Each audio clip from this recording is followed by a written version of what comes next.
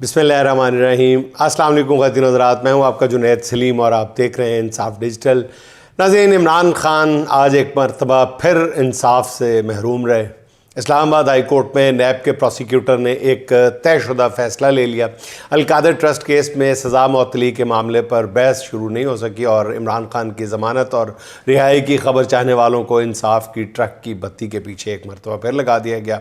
इमरान खान और बुशरा बीबी की 1 साल से सज़ा मुअत्तली दरख्वास्तें सुनी जा रही थी और साल भर में एक कदम भी, 1 इंच भी आगे नहीं बढ़ सके। लेकिन आज अचानक से चीफ जस्टिस सरफराज डोगर की सरबराही में बेंच ने नैब की इस्तदा पर फैसला किया है कि अब सज़ा मुअत्तली की दरख्वास्तें नहीं सुनी जाएंगी, बल्कि सज़ा के ख़िलाफ़ मरकज़ी अपीलें मुकर्रर की जाएंगी और आइंदा हफ्ते से हर हफ्ते 2 दिन अपीलें सुनी जाएंगी। इमरान खान और बुशरा बीबी के वकील बैरिस्टर सलमान सफदर ने चीफ जस्टिस सरफराज डोगर से इस्तदा की कि इमरान खान की एक आंख ज़ाया हो चुकी है, बुशरा बीबी खातून है, दोनों 14 माह से इस केस में जेल में कैद हैं, मेडिकल ग्राउंड भी है, सज़ा मुअत्तली दरख्वास्तें पहले सुनी जाएं।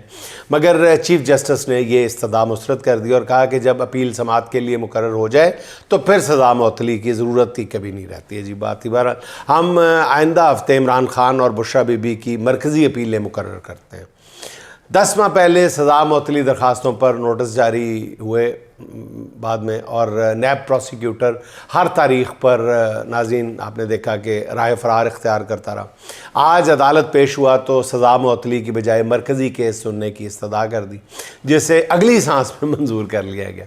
मरकज़ी अपील में पहले नोटिस होगा, फिर कई हफ्तों तक दलाइल चलेंगे, कभी बहस होगी, कभी नहीं होगी, कभी बारिश होगी, कभी तूफ़ान होगा, कभी सड़कें बंद होगी, कभी नैब का प्रोसिक्यूटर बीमार होगा। आखिर वो भी तो इंसान है ना नाज़रीन, वो बीमार तो होता है ना।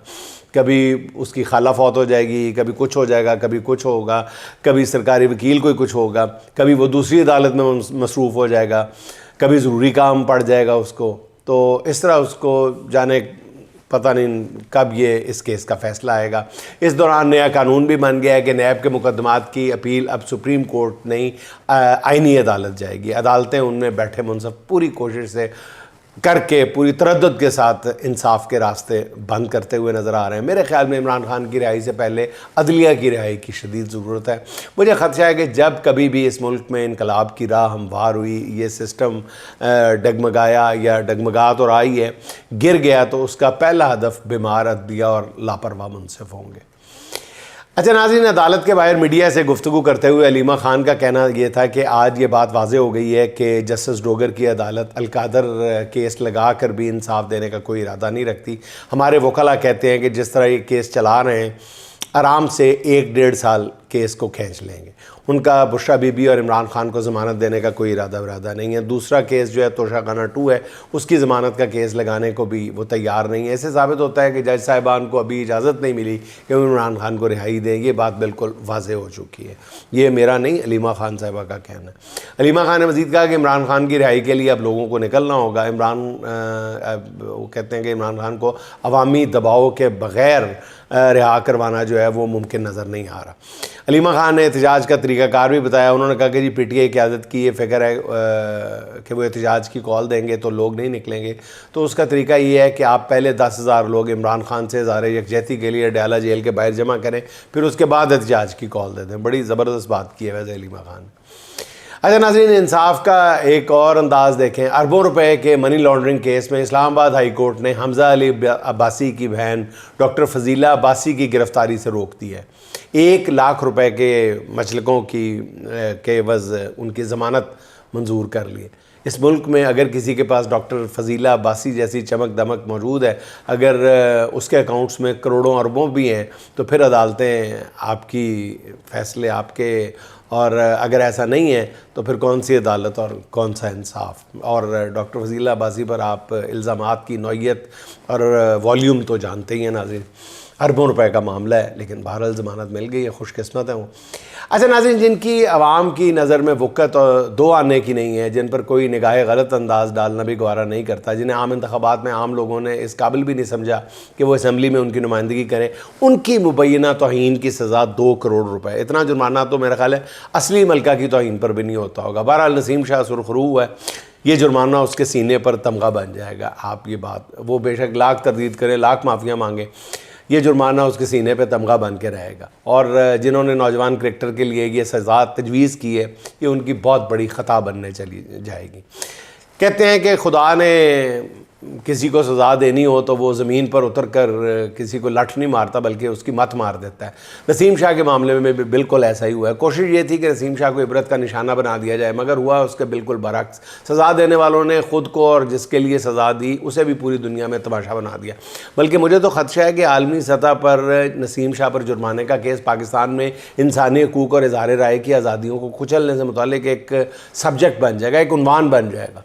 फ़िलहाल तो हर ज़बान पर एक ही सवाल है कि 17 सीटों के साथ हुकूमत बनाना तो जायज़ है, मगर ऐसी हुकूमत के किसी कल पुर्जे पर नाजायज़ तनकीद करना तो दूर की बात है, जायज़ तनकीद करना भी नाकाबिले माफ़ी जुर्म बना दिया गया। अच्छा नाज़रीन, बदनामी और रुसवाई ऐसी चीज़ें हैं जिन्हें मुजस्सम शक्ल में देखना हो तो हमारे अक्सर हुक्मरानों की शक्लें देख लें, उनकी रोज़मर्रा ज़िंदगी देख लें, उनके एक्शन और उन पर आने वाला रिएक्शन देख लें। जब से फार्म 39 वाला हुक्मरान टोला मुसल्लत हुआ है, ये हर दूसरे रोज़ किसी न किसी रुसवाई को दावत देते हैं। पूरा मुल्क उन पर ठट्ठा करता है, बल्कि इससे भी ज़्यादा सख्त लफ्ज़ बोलना चाहिए।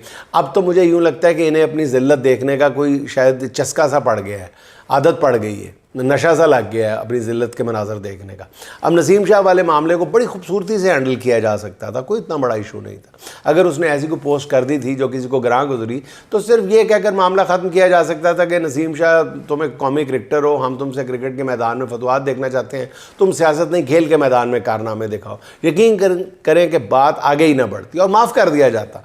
मैडम वज़ीर आला उनको माफ़ कर देती तो आज मैडम वज़ीर आला के कद में कुछ ना कुछ आप कदरे इजाफा देखते आप। मतलब मैडम वज़ीर आला को उनकी बर्दाश्त की दाद देते लोग कि जी, बल्कि मैं ये कहता हूँ कि उनको माफ़ बाकायदा ऑफिशियली माफ़ कर देना चाहिए था। रुसवाइयों के चस्के लगे हुए हैं हमें और क्या। इसलिए मुल्क के सबसे बड़े सूबे की जैसे तैसे बनी हुई वज़ीर आला एक नौजवान क्रिकेटर के मद्दे मुकाबले आके खड़ी हो गई। नतीजतन मतलब पूरी कौम देख रही है, पूरी कौम के सामने नतीजा है कि 99% कौम जो है वो नसीम शाह के साथ खड़ी है। बल्कि सोशल मीडिया पर ऐसे मशवरे दिए जा रहे हैं कि खुदा की पनाह, अल्लाह की पनाह। कहा जा रहा है कि मरियम नवाज़ की शान में गुस्ताखी करने पर 2 करोड़ बहुत कम सज़ा है, अब तो इन्हें मरियम का बाकायदा कानून बन जाना चाहिए। कोई कह रहा है कि मरियम नवाज़ जो है अपने ऊपर तनकीद करने वाले हर बंदे को इस तरह 2-2 करोड़ के जुर्माने करें तो चंद दिनों में जहाज़ के पैसे पूरे कर लेंगी। जब 14 अरब पूरा हो जाए तो कह सकती हैं कि मैंने जितने का जहाज़ लिया था उतने पैसे वापस जमा करा दिए। एक तजवीज़ ये भी आ रही है कि नसीम शाह जुर्माने की रकम फंड रेजिंग के ज़रिए जमा करने का ऐलान कर दे, इसके लिए ख़ुद शहर शहर निकले। यकीन करें अगर ऐसा हो गया तो ये फंड रेजिंग मुहिम नहीं होगी, वहाँ बाकायदा एक कैंपेन, एक तूफ़ान बन जाएगा अगर ये शरारत किसी को सुझा दी नसीम शाह ने। तो फार्म 47 की हुकूमत का ये जनाजा होगा, आप देखेंगे। अगर ऐसा कुछ होगा जिसके इम्कान नहीं है, लेकिन अगर ऐसा हो गया मतलब पता नहीं आगे क्या होने वाला, कुछ कहा नहीं जा सकता। अच्छा नाज़रीन, वही हुआ आलमी सतह पर जिसका डर था। एक तरफ मुज़ाकरात जारी हैं, दूसरी तरफ अमेरिका और इसराइल ने ईरान पर अब तक का सबसे बड़ा हमला कर दिया है। अखबार वॉल स्ट्रीट जर्नल के मुताबिक हमले में 2000 किलोग्राम वज़नी बंकर बस्टर मिसाइल का इस्तेमाल किया गया।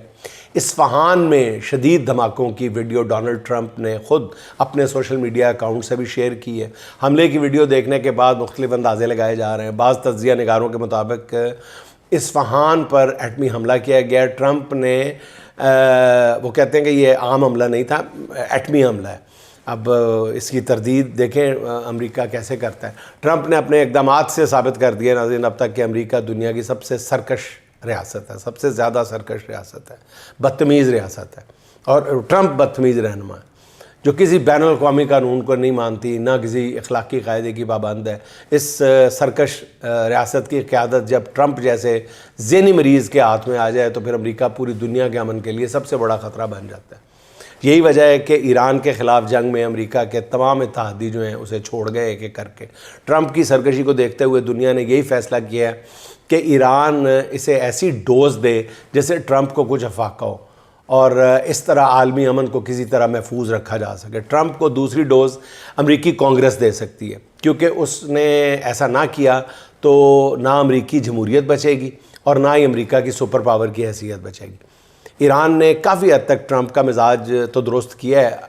ईरान कह रहा है कि जंग अमेरिका ने शुरू की है मगर ये ख़त्म ईरान करेगा। हैरानी होती है मगर ये हकीकत है कि ईरान चाहता है कि अमेरिका अपनी ज़मीनी फ़ौज उतारे, वो चाहे जज़ीरा खार्ग हो या कोई ईरानी ख़ित्ता हो। ईरान चाहता है कि उसे अमेरिकी फ़ौजियों के बॉडी बैग्स उनके घरों को भिजवाने का मौका मिले। कम से कम अगले 50 साल तक अमेरिका दोबारा फिर ऐसे हमले की ज़रूरत नहीं करेगा। इसके लिए चाहे ईरान को कोई भी कीमत अदा करनी पड़े। नाज़रीन, आखिर में फरहाना अंबर के चंद अशार, जाने किस बात का तमाशा है, जाने किस बात का तमाशा है जो ये दिन रात का तमाशा है। कोई अच्छा बुरा नहीं होता, सिर्फ औकात का तमाशा है। कोई अच्छा बुरा नहीं होता, सिर्फ औकात का तमाशा है। सिसकियाँ, ज़ख्म, बेबसी, आंसू, गम की सौगात का तमाशा है। ख़त्म होने पे क्यों नहीं आता ये जो हालात का तमाशा है। सब ताल्लुक़ गुमान लगते हैं, सब ताल्लुक़ गुमान लगते हैं, सब मफादात का तमाशा है। इतने संगीन भी नहीं हालात, इतने संगीन भी नहीं हालात, ये तो खैरात का तमाशा है। आशिकी दिल लगी वफ़ा अंबर, आशिकी दिल लगी वफ़ा अंबर, सिर्फ जज्बात का तमाशा है। नाज़रीन, खुश रहें, खुश रखें। आपसे मुलाकात होगी इंशाअल्लाह अगले व्लॉग में। अल्लाह हाफ़िज़।